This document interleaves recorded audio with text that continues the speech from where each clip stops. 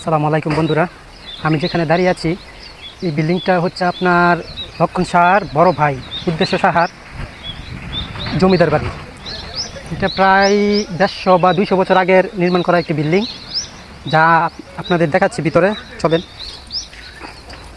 ধারণা করা যায় লক্ষণ সেন ছিল বড় লোকস আর উদ্দেশ্য সেন ছিল ছোট লোকস।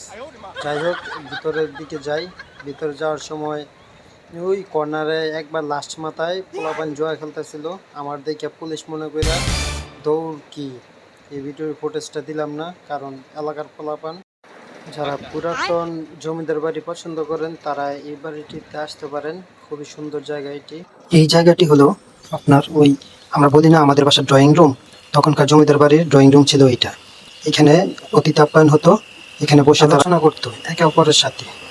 উদ্দেশ্য সার এই জমিদার বাড়িটিতে কক্ষ রয়েছে 16টি আর বারান্দা রয়েছে 2টি।